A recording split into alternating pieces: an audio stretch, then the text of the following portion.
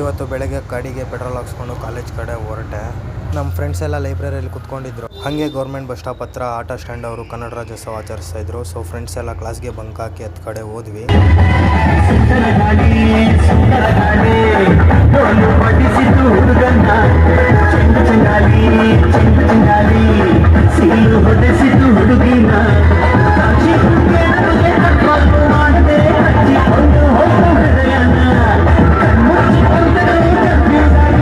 ಈ ನನ್ನ ಮಕ್ಕಳೆಲ್ಲ ಬಿಟ್ಟಿ ಊಟ ಸಿಕ್ತು ಅಂತ ತಿಂತಾನೇ ಇದ್ದಾರೆ.